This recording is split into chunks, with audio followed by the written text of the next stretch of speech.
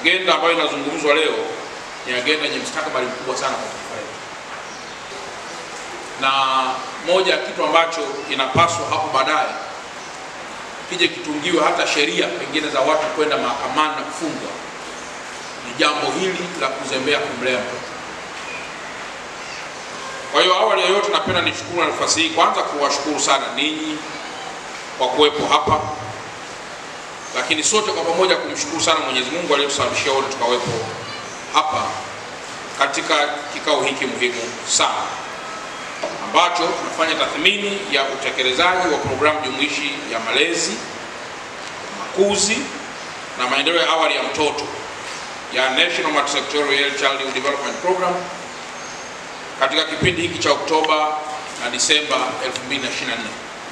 Lakini zaidi pia tuwe shukrani zangu za dhati kwa Mheshimiwa Rais wa Jamhuri ya Muungano wa Tanzania kwa juhudi kubwa sana pia za kuhakikisha kwamba anawekeza kwa mtoto ili aweze kupata makuzi bora, malezi bora, lakini maendeleo yake kwa ujumla.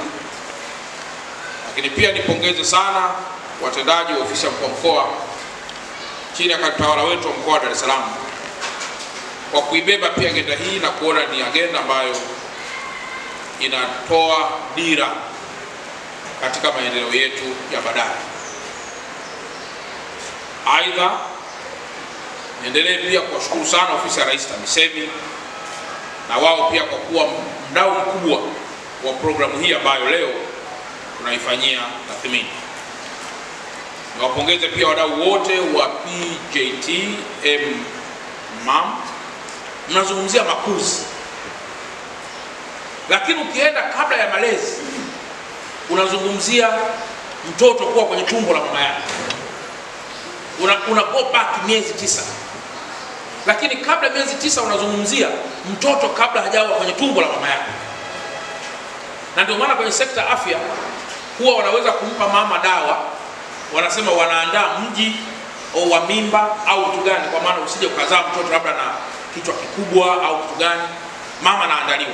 Maana tuseme unaandaa makazi ya mtoto kwenye tumbo la mama yake. Ili kiwe nini? Ili mwishoni uje upate product nzuri.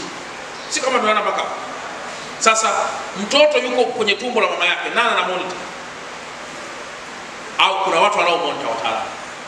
Anakuja anazaliwa, tunakuja kwenye newborn, tunakuja kwenye infant, tunakuja kwenye hizo zote stages. Ana monitor nani? Ndio hizi mnakuta programs zinakuja zinaingia zinasema jamani, hebu tumonte makuzi, tumonte malezi, tufanye monitoring siku ya vitu gani. Vyote kwa pamoja zinakuja kwa ni program za hiki kitu ambacho sasa tunaanza kukiona kimezaliwa. Lakini ukirudi nyuma, Mheshimiwa Rais unakuta amewekeza kwenye sekta afya kuhakikisha kwamba mama anajifungua bure, mtoto anazaliwa katika mazingira sahihi. Lengo ni nini?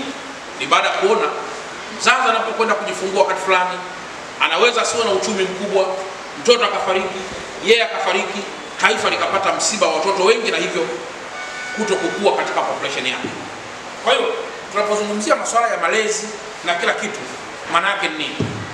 Tunapozungumzia masuala ya malezi na kila kitu tunamaanisha umuhimu wa kujitambua kwa jamii. Si kama mnanielewa mpaka. Tusiporuhusu jamii jitambue, tunachokifanya hapa ni kazi bure. Kwa sababu haitaelewa.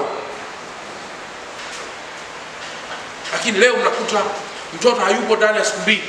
Unamuuliza mzazi, huyu dada, huyu binti yuko wapi? Binti yako sasa, sijui atakuwa labda kwa rafiki yake. Mara nyingi anakuwa kwa rafiki yake. So simple. Haumi. Unajua kwa nini haumi? Kwa sababu haja invest. Yaani mimi nimejiingilia tu.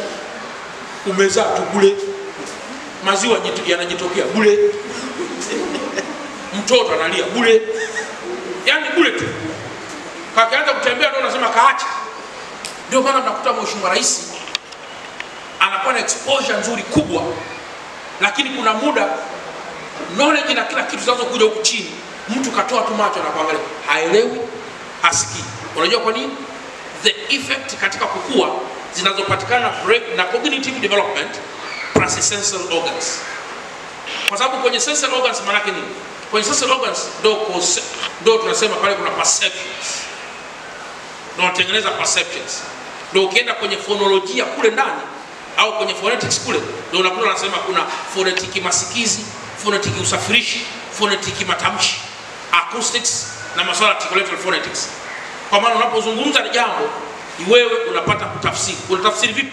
Kama organs za fahamu hazifanyi kazi, kama sikio halifanyi kazi, kama sui nini hakifanyi kazi, uweze kufikia kwenye kilele cha semantics. Si kama tunaona mpaka usipofika kwenye kilele cha semantics, maana yake ni kwamba wanachokizungumza chote ni kazi bure, kwa sababu semantic ndio inayokupelekea sasa, ina mahusiano na ile brain kwenye sensory organs zetu, ndio ina mahusiano na brain, ili uweze kutafsiri na kujua kumbe kitu kina maana hii. Kwa hiyo usipochunga vizuri milango ya fahamu, masikio, macho, pua, ulimi, ngozi, kuna tatizo. Kwa hiyo milango ya fahamu inapatikana wapi? Tangu kutoka nazaliwa, katika makuzi.